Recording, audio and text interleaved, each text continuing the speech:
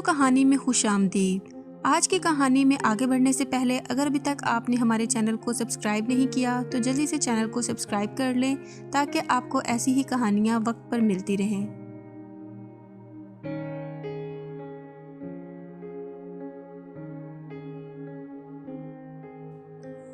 یہ آج سے تقریباً 25 سال پہلے کا واقعہ ہے۔ کامران ایک سرکاری ہسپتال میں ڈاکٹر تھا۔ اس ہسپتال میں نادیہ ایک نرس کے طور پر بھرتی ہوئی۔ نادیہ نہایت خوبصورت اور قداور لڑکی تھی اور کامران کو بچپن سے ہی اس بات کا شوق تھا کہ اس کی بیوی کا قد بڑا ہونا چاہیے۔ گھر والے جب بھی اس کے لیے کوئی لڑکی تلاش کرتے تو وہ سب سے پہلے یہی بات پوچھتا کہ لڑکی کا قد کتنا ہے، اور اگر وہ اس کے مطلوبہ قد سے کم ہوتا تو وہ فوراً شادی سے انکار کر دیتا۔ نادیہ کا وہ پہلی ہی نظر میں دیوانہ ہو گیا تھا اور اس سے دوستی کرنے کی کوشش کرنے لگا۔ نادیہ نے بھی یہی سوچ کر اسے ملنا شروع کر دیا کہ کامران ایک ڈاکٹر ہے اور ایک اچھے خاندان سے تعلق رکھتا ہے۔ مگر نادیہ نے ایک دن اس سے کہا کہ ہمارے ہاں عورت کا غیر مرد سے ملنا اچھا نہیں سمجھا جاتا، اس لیے اگر آپ میرے بارے میں سنجیدہ ہیں تو ٹھیک ہے، ورنہ میں آپ سے مزید نہیں مل سکتی۔ کامران نے اس سے کہا کہ میں آپ سے شادی کرنا چاہتا ہوں۔ پھر ایک ہفتے کے بعد ان دونوں کی منگنی طے ہو گئی۔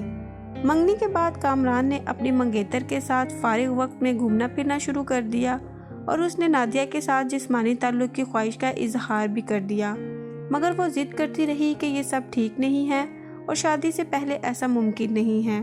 مگر کامران نے اس سے کہا کہ کچھ ماہ بعد تو ہماری شادی ہو ہی جائے گی، تو تم مجھ پر بھروسہ رکھو۔ شادی سے پہلے ان کے درمیان جسمانی تعلق بھی قائم ہو گیا۔ یہ سلسلہ کئی دنوں تک جاری رہا، حتیٰ کہ اس ہسپتال کو ایک لیڈی ڈاکٹر نے جوائن کر لیا جس کا نام ڈاکٹر سارا تھا۔ سارا بھی حسین و جمیل لڑکی تھی۔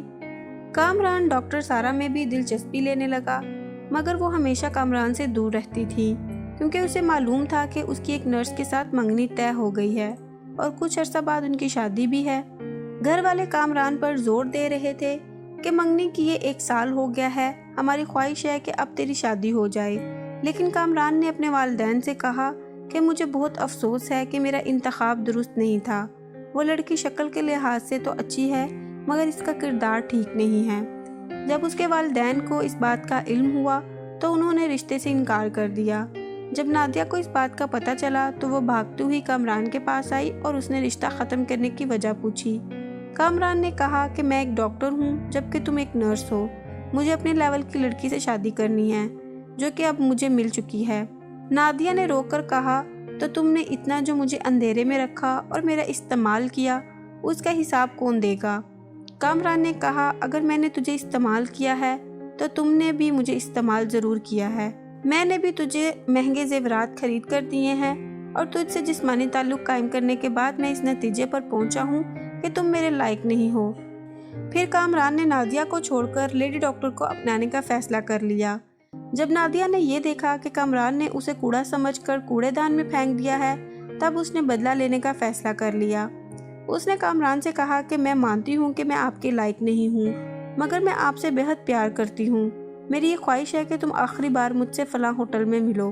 ہوس کے پجاری ڈاکٹر نے جب یہ سنا تو سوچا کہ یہ موقع ضائع نہیں کرنا چاہیے۔ وہ بن سنور کر ہوٹل میں پہنچا تو نادیہ پہلے سے ہی اس کا انتظار کر رہی تھی۔